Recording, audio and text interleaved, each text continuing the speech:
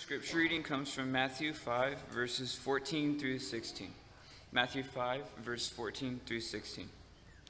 You are the light of the world. A city set on a hill cannot be hidden, nor do people light a lamp and put it under a basket, but on a stand, and it gives light to all in the house. In the same way, let your light shine before others, so that they may see your good works and glorify your Father who is in heaven. That is one of my favorite passages in Scripture. I really like it because it's a parable in nature. Anytime there's something physical, I always really enjoy those passages because it gives me something more to sink my teeth into, to try and understand, to try and comprehend. And I feel like I walk away with a better understanding of what's really being talked about than I would have if I didn't have the physical parallel. So that's the passage we're going to be looking at today, but I think sometimes we misunderstand parts of this passage. And I think it's because we don't have the same understanding of how light functions that they did in the first century. So to meet that end, we are going to do something a little bit different today. I am going to be turning out the lights during service. For the rest of the time, in a little bit here, we're going to have the lights off and we're going to be in the dark. I've asked a few people to pass out glow sticks, so I'd ask them to go ahead and start doing that. Don't light your glow stick yet. There should be enough for each and every person to have their own, including kids. There's about 400 of them, so just grab one out of the bucket, pass the bucket down, and these ladies will take care of business and make sure you get all of the glow sticks goodness.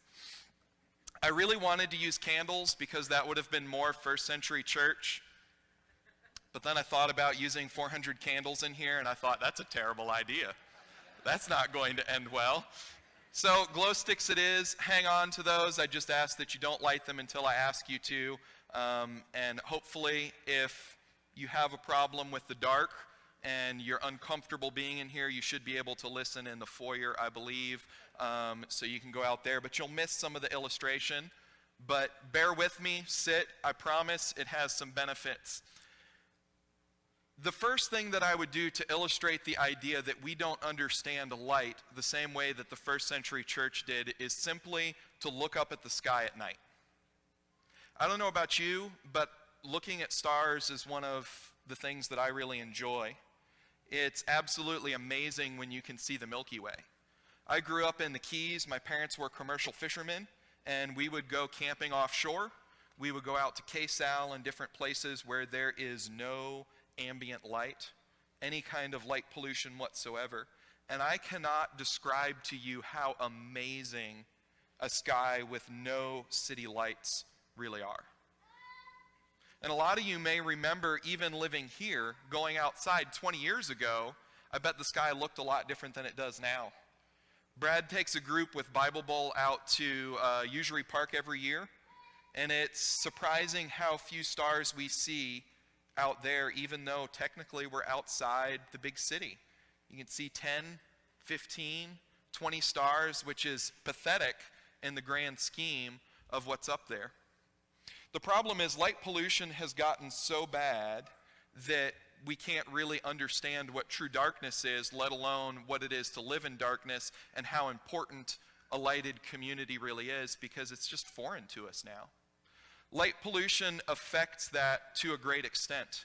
Because of light pollution, it's just ambient light that gets trapped in the atmosphere and bounces around. And it's like going to the Grand Canyon and you're expecting to see something like this. Beautiful. But instead, it's a foggy day, and you end up with a view like this. That was actually the first time I went to the Grand Canyon. I was a little disappointed, but it was amazing because I'm from Florida, so, there was snow, and that was exciting. Nearly 80% of people in North America can no longer see the Milky Way at night. 1/3 of humanity on this planet can no longer see our galaxy when they look up in the night sky. That's how prevalent light pollution is. Singapore has the worst light pollution of any place in the world. It is so bright in Singapore at night that your eyes never even adjust to seeing in the dark. You can't even see stars anymore. And the problem is that's the future of what is going to happen with light pollution and being able to see the stars. There's a few places that it's fairly untouched still. It's actually our national parks. The Dry Tortugas off the Florida Keys, they have zero light pollution. It is still a pristine sky.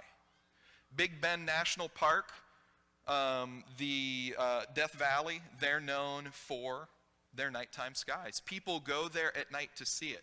However, Yellowstone Park is the first national park to try and legislate and preserve the night sky as a national resource for future generations. They are removing lights from within the park.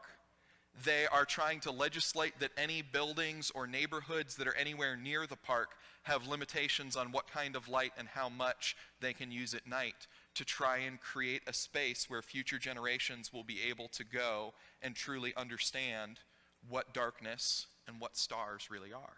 Which is a mind-boggling thing for most of us because we take it for granted. But that's why I think we misunderstand. In order to see those kinds of stars, we have to go to places like Prescott now. And this is a picture Jesse Flores took up at Copper Basin, and it's absolutely amazing. He has a true talent for photography, but he also had an amazing place where you can see just how beautiful the night sky can be. Our problem is we don't understand the passage because we encounter light and darkness totally differently. We never really are at the mercy of darkness, are we? Because at any given point, it's very simple for us to turn on a flashlight. We have motion sensors so that that dark room in your house that you can never find the light switch for, you never think about that room being dark again because the light simply turns on when you walk into the room. We have timers on our street lights so that when it gets to a certain time of day, guess what? They turn on and we don't think about how poor the visibility would be. We have light detection equipment. We use it here with our parking lot. When it gets dark enough, our parking lights turn on. And most of us have one of these in our pocket that can be turned into a flashlight at any given moment. Yep, I see some of my people shining back at me back there. This is the struggle that we have when we approach the passage that I want to look at today, is that the way that we use light and the way that we understand it is totally different than it was for the first century church. So, the time has come for us to turn out the lights. So I'm going to ask our sound room up there, did we get all of our glow sticks passed out? I don't see any of them still going. If you do not have one, raise your hand. Let's do that real quick. Okay, I think we're good. All right, we'll go ahead and turn those out, and I know what you're thinking. This is going to be the best church service ever. I'm not even going to have to pretend that I'm resting my eyes. You're going to be able to just go to sleep and no one will ever know. The passage that we're looking at today is Matthew 5, and it says in verse 16, "In the same way, let your light shine before others, that they may see your good deeds and glorify your Father that's in heaven."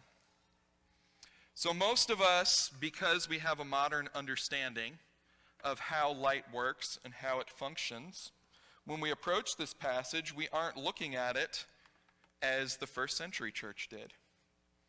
We're approaching it more like our modern era, which is the flashlight. And this is what we think of when we think about letting our light shine before people. We're thinking that we are going to get out this spotlight, that we are going to shine it around, that we are going to illuminate darkness, that when we encounter sinful behavior in other people, that we will be able to flip that light on and zero in on exactly what is going on, exactly what is wrong. And we use it as a tool. Sometimes we use it as a weapon. But there's a spiritual parallel to what's happening right now, isn't there? Because your physical reaction often mirrors the spiritual reaction that people have when we choose to treat them this way. Those of you watching at home, yes, I'm shining a flashlight at you. Yes, it is supposed to be this dark in here. When I act like this, your initial reaction is to shy away, to close your eyes, maybe to raise a hand and block what's happening. And if I do this long enough, and if I shine it in your eyes enough, you may have some choice words for me. In fact, if someone does this enough and it's annoying and disgruntling enough, you may figure out whatever it takes to make that person stop shining that light in your eye. And I've done nothing to show what's written on my shirt. How many of you can read what's written on my shirt when I'm treating my light like this? You may remember what it said before. May not be quite dark enough in here for the illustration, but you can play along. That's the problem that we have, is we take a modern approach and we think that we should be letting our light shine in that way. We think that we are supposed to go out and use it as a tool, but that's not how Jesus did his good deeds, is it? Jesus went out and did good things, and that's what caused people to flock to him. That is what caused people to show up to hear what he had to say, was because he went out and he healed people. He fed people. He sat down and had deep conversations about the brokenness that existed in their life and offered wisdom and advice as to how their life could be better. And that's what attracted people to Jesus, were good deeds that were done that way. Oh, I realized I'm at the other end of my notes in here. I should go back to the right end.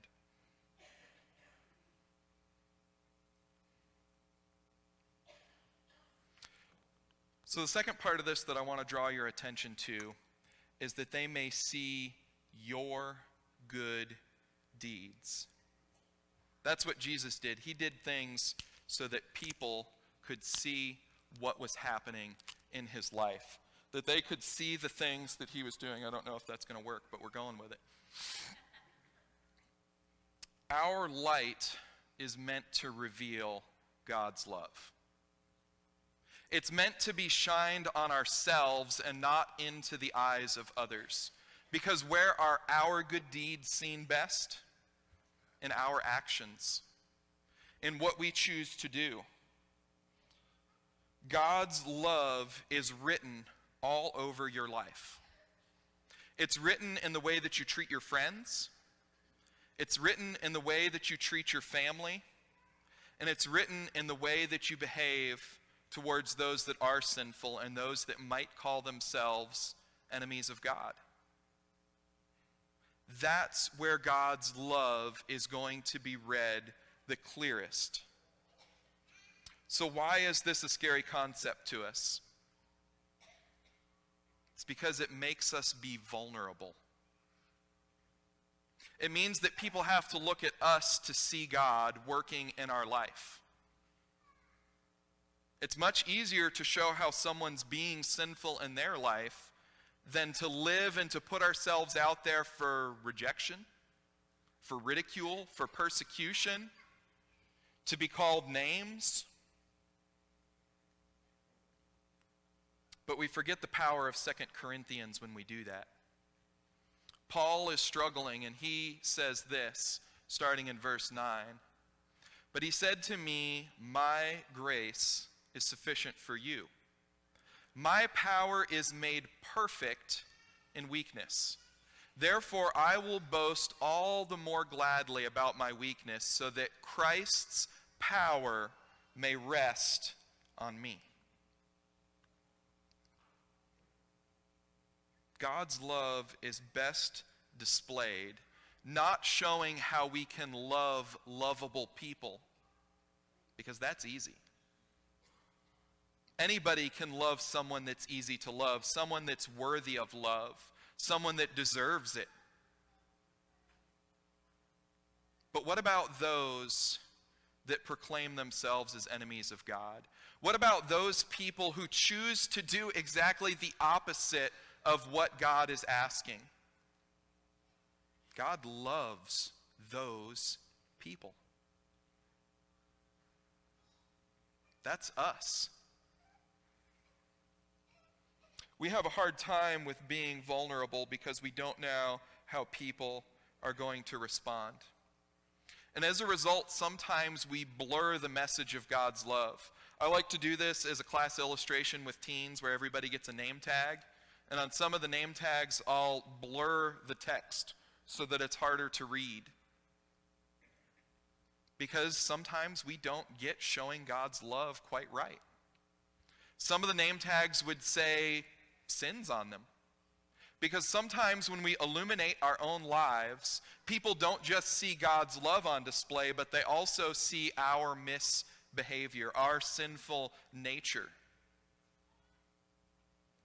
The reason that the message of God gets blurred is because going back to the passage in Matthew, it says, "You are the light of the world, but a town on a hill cannot be hidden. Neither do people light a lamp and put it under a bowl. Instead, they put it on the stand, and it gives light to everyone within the house." The simple answer to how we blur God's message is we choose to place a mask over our face when we encounter people. We aren't honest about who we are and what God has done. We feel the need to make God look better in how faithful or unfaithful we are instead of being real, instead of being raw, instead of putting on display the church that's talked about in 1 Corinthians chapter 6. We blur the message of God because we're afraid to admit that the church is full of sexually immoral, idolaters, adulterers, homosexuals, thieves, greedy, drunkards, slanderers, swindlers.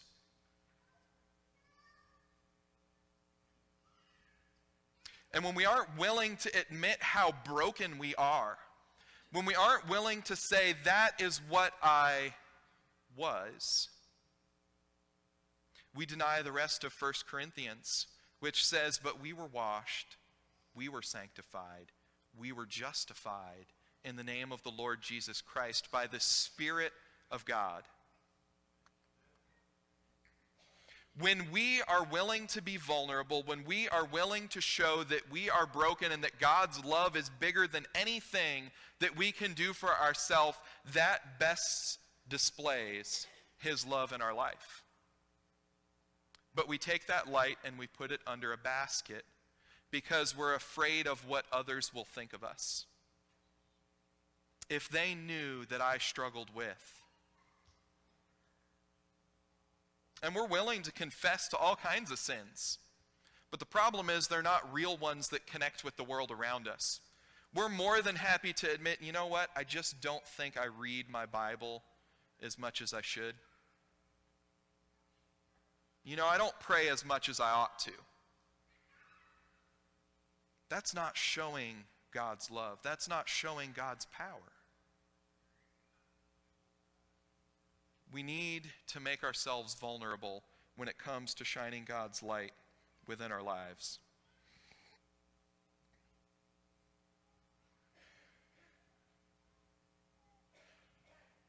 So what does it look like if I am to live my life? It means that I am called to be the light of the world. Oh, I'm sorry, that's a wrong slide there, isn't it? Or did I already do that one? Oh, we already did that one. I went the wrong way. Let's try again. Problems of running PowerPoint in the dark?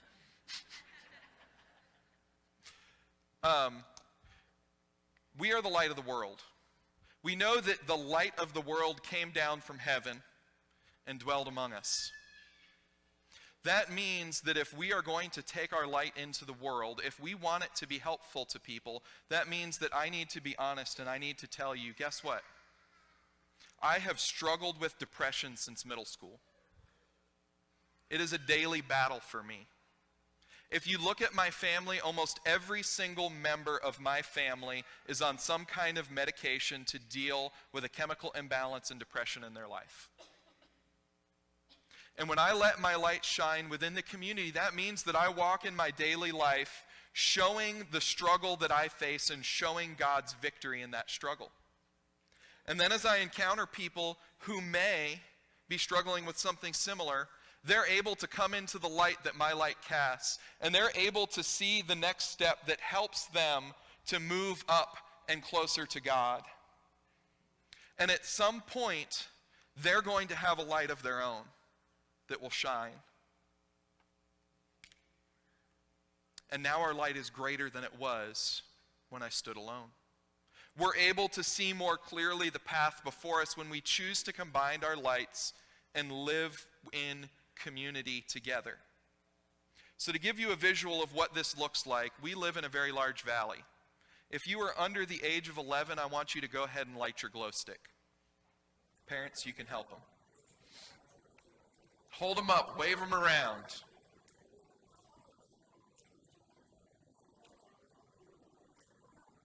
Look around this auditorium. The auditorium's still dark. We can see light scattered throughout. And this is what it means to take our light into the world. It means that we may go in pockets of 2 or 3. We may be a solo one in a dark section over here where there really aren't any others that are walking with us in that moment. But we are the church. And the church is not a building, the church is people. That's you, that's me, that's the person next to you. And the church within this valley is much bigger than Mesa, but Mesa alone, we are 400 plus strong. I want all of you to light your lights to see what it looks like when we all choose to let our lights shine.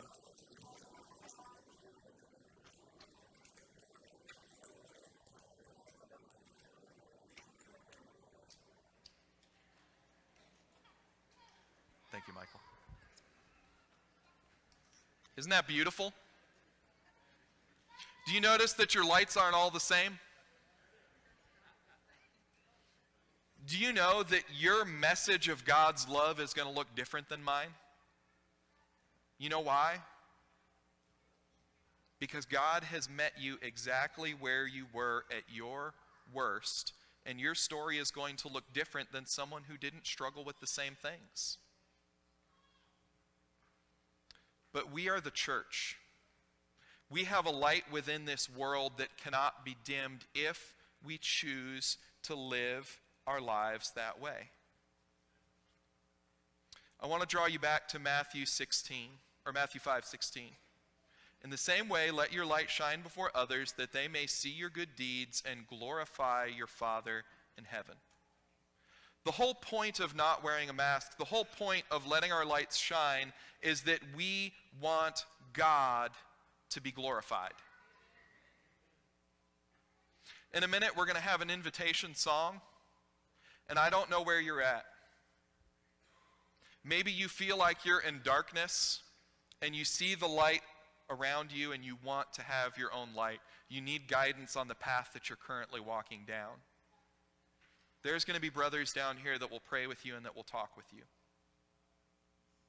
Maybe you feel like your light is getting dim, and that the struggles of life and the darkness around you are starting to overwhelm you, and you need a brother to walk alongside you with their light to help you see more clearly. Maybe you need the prayers of the church. If that's your need, the same brothers are going to be here to talk with you, to pray with you, and to bring the light of God's word into your life. I want to leave you with just a few thoughts here at the end. I hope that this gives you a different understanding of what God's light really is and how it's meant to be used. I want you to know that you are light. May you know that you are light. May you be light. May your good deeds be seen.